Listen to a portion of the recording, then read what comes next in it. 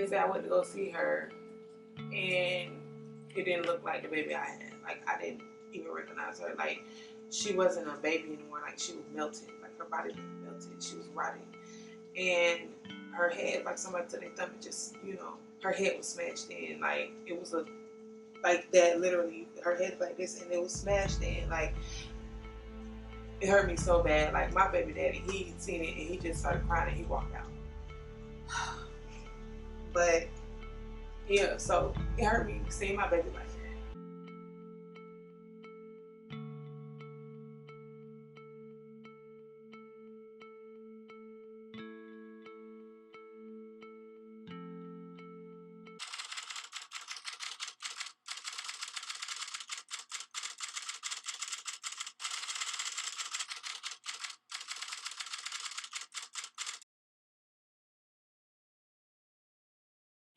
I was actually on my way to the hospital to, because I was having contractions, and I went the day before. I went to the hospital the day before, and they told me to come back if my contractions get worse, and they'll give me a medicine to stop my labor.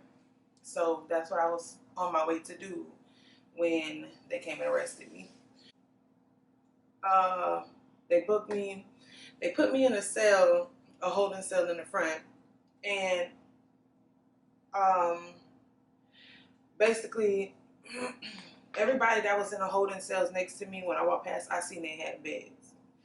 Remind you, the holding cell is like a a seat, a concrete seat around the wall that's like this big. So like your butt can barely fit on it. So basically they put me in there and told me, I had to wait or whatever, to go to the infirmary. Now, I asked her for a bed. They told me they couldn't give me a bed until I went to the bed. But everybody else next to me in the cells were in beds. This is concrete. So I just wrapped myself in my cover, and I laid on the concrete and went to sleep. I think that's probably what could have made my contractions worse, because I wasn't all the way on the concrete. Like, I was sitting on the concrete, but my body was laying down, but my legs were still on the floor. So it was very uncomfortable. I wish they wouldn't give me a bed, but so they took me out of there, and they took me to the back, which had a bed. But they came and got me like 10 minutes later, and she was like, well, this girl has to come in here because she got released. She got RR'd, so this is her room. And I'm saying all this because all the walking I did, like, that's a long walk coming from the front all the way to the back, all the way back to the front, all the way back to the back. And I'm telling y'all, I'm having contractions. So there's no way y'all should have made me walk. That was just, I thought it was disgusting. Like, that was just so messed up. The least you can do is give me a wheelchair, if y'all have to move me that much. So they're still heartless, still making me walk because nobody believed me. So I went back to that cell, went to sleep a while, and we don't have no time in there. So I was asleep, so I don't know how long it was. I was in that cell. But then I know she came and got me. The officer came and got me, and she basically was like, oh, you're going to the infirmary now because they have room in the infirmary now.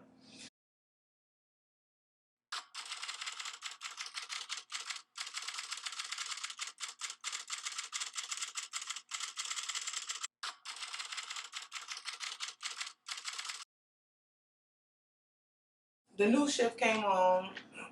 They did, count and stuff. And when they did, inspection, when they did that, all I had was a piece of paper. I didn't have a toe. I didn't have anything, just a piece of paper. When they made me go outside, I was like, well, can I sit down while she does it? And I was like, no, you have to stand there. And I'm just like, oh, I'm still bent over. And it's hurting worse at this point. Remind you, the girl next to me, in the cell next to me, every time they came and took her vitals, they went in.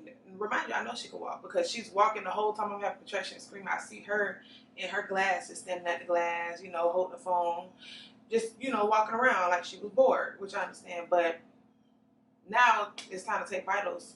Y'all don't make her come out of her room. Y'all go in there and take her vitals while she's laying in her bed. I'm pregnant, I'm having contractions, but y'all made me come out there, which I thought was so wrong. I'm like, wow, both times. Both times they came and took our vitals. Remind you, they wouldn't even let me use the phone the whole time I was in there having contractions. I couldn't call my family, I couldn't call nobody. Like, I was just basically like, getting tortured, and they didn't want, I don't know if they didn't want my family to know. I don't know what it was, but I know I'm supposed to be able to use the phone to call somebody. You know, y'all can't make me sit here a whole day without calling people. I'm sorry, it was torture. Yeah. Like that was the worst thing I ever went through in my life. So after that, I'm going through pain. I'm asking them to call the nurse. You know, the nurse never came in. Only time she came in is way later when she took my vitals. So when she took my vitals again and my blood pressure, she said my blood pressure was high. And she was like, it's probably just because you're having contractions. Wow. She's just gonna let me die. So if this could have gotten any worse, you was just gonna let me die because I was having contractions. So I'm like, well, can y'all please take me to the doctor? I said the hospital. I'm like, what did the doctor say? Did you call him? I didn't know what their plan was. I think she just, didn't want to deal with it. She was going to wait till the next shift came. I don't know. She had an attitude. She had a real bad attitude. She was just like, well, there's nothing I can do about it. The hospital said that, you weren't dilated when you came in there yesterday. So there's nothing I can do. But I specifically told her, well, the hospital told me if I'm having contractions, still if they get worse, to come in there and they can possibly give me a medicine to stop my labor if I'm in labor. And she was like, well, I don't know anything about that, but they told me that you were fine, that, you didn't have to come in because, you came in there yesterday and you were okay, you weren't dilated. And I'm like, okay. Begging, nothing. So she leaves, and at this point, that's when the contractions get worse. That's when I'm in there screaming. Like, I'm screaming, somebody please help me. Like, I'm screaming at the top of my lungs. Like, I'm screaming as bad as if, somebody was literally getting tortured, getting limbs cut off, and, getting tortured. Like, that's how I felt. Like, I've never been in as much pain in my life. A couple hours, I'm screaming and crying. I'm crawling all over the cell. I'm on the floor, on this nasty floor. That's how much pain I was in. Like, I would never even walk on that floor barefoot. I'm on my hands and knees. I'm slobbing, screaming, crying, like, please, somebody help me, please. I'm running back and forth to the toilet because I know I felt like I started feeling my daughter come. I have 2 kids, so I know how it feels. I mean, that went on for a couple hours, just screaming and crying. I'm getting back on my bunk. I'm, trying to turn in different positions. I couldn't even lay down. It hurted worse when I laid down. So I'm having to walk around my bunk around my cell and crawling on the floor, just trying to do anything to stop the pain. But it kept getting worse and worse and worse. So, basically, I was banging on the window and I asked the officer, if she could help me, like, can she call the nurse? She actually called the nurse twice. I can't say the officer called the nurse twice for me, but I see the nurse peek her head out, like, and say something. I can tell by the way she was moving her neck, like, I can't help her. I already told her, there's nothing I can do. Bye. And close the door. So I'm like, oh my God, what is going on right now? So at that point, I just had to, pep talk myself, like, you got to do this by yourself. Just get ready. You're going to have to do this by yourself. These people's not going to help you. Like, these people don't give a damn about you. They are not going to help you. And that's what I had to keep telling myself. Because me, like, I'm depending on somebody to come help me. Like, they're not going to do me like that. They can't do me like that. They have to help me. But then I had to, like, it really set in. I had to realize, like, damn, I do have to do this by myself. I'm really going to have my baby. So I went to the toilet again. And when I went to the toilet, I was over the toilet trying to, like, hold, pull my baby to the side and hold it because I felt my baby coming. And that's when all the lights cut on in my cell, and they were, like, yelling my name, Thompson, Thompson. So I'm like, I'm on the toilet, like, I'm screaming, crying. I couldn't say nothing, so I'm just sitting there. I'm trying to get off the toilet. I'm trying to walk, but I'm, like, falling onto the cell. I'm holding on to the bunks, and I'm holding on to the wall. And that's when the man opened the door. He was like, well, the nurse finally called the EMS, because in the way they were saying it, like, we finally going to take you to the hospital because you're doing too much. Mm-hmm. At that point, I could still tell that they just did it because I showed out for all these hours. Mm-hmm. So at this point, my baby was already halfway out. So I came to the door and I fell, and at that point, when I fell to the ground, my baby was already halfway out. So I went, I got on the bed. They tried to help me get on the bed, but they didn't know that my baby was halfway out of me at this point. So they tried to help me on the bed. I laid down. They walked out of the cell. They were out there talking and stuff. And I'm telling them, I'm like, I'm finna have my baby. I'm finna have my baby. And they were like, still ignoring me, just talking. So then Miss Crawford came in there and she was like, Thompson, you gotta chill out. Put your clothes on. She's trying to make me put my clothes on. And nobody's believing me when I'm telling them my baby is halfway out of me. So you telling me to put my pants on and put my clothes on. I'm telling you I can't bend over. I'm in pain right now. I can't move, you know. So I'm like, I can't. She's like, hey, you have to put your clothes on because the EMS is coming to get you. I'm like, I can't put my clothes on. I'm having my baby. I'm having my baby. I kept saying it. Nobody believed me. So at that point, she walked out. She was talking to the officer, and I just pushed my baby out. Like, she just finally came out.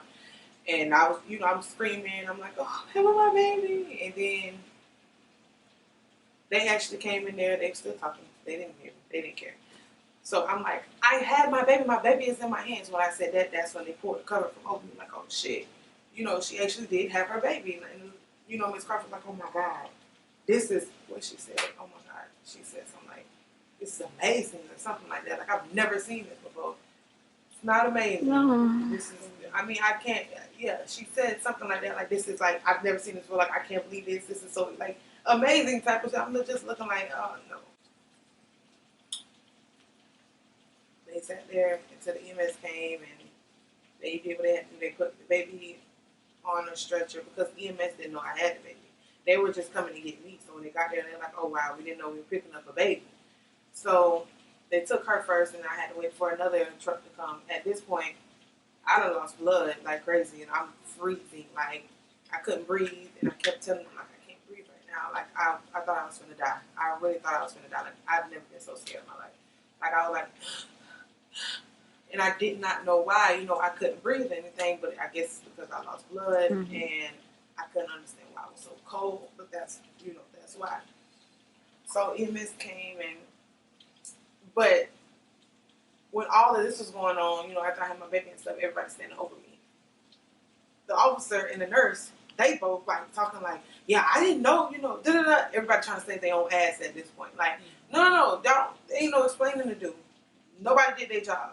Because the officer, yes, I understand, you called the nurse when I asked you to call the nurse, but when you seen, you were in here hearing me yell, she left. She didn't care.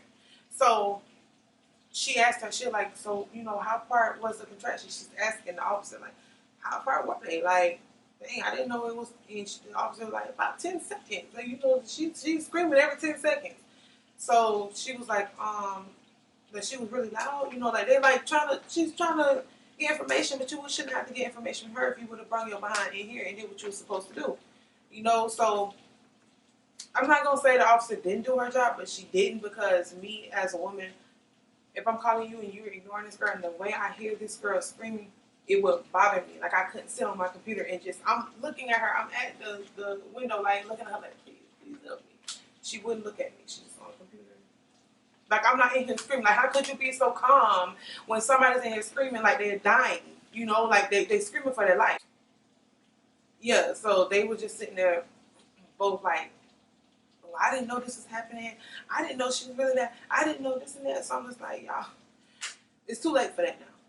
So, you know, they took me to the hospital. But that's basically, that's my story. Called Erica Thompson a liar, said she was lying about begging for help for hours, and to prove called Erica Thompson a liar. Children are under attack, what do we do? Stand up, fight back. Children are under attack, what do we do? Stand up, fight back.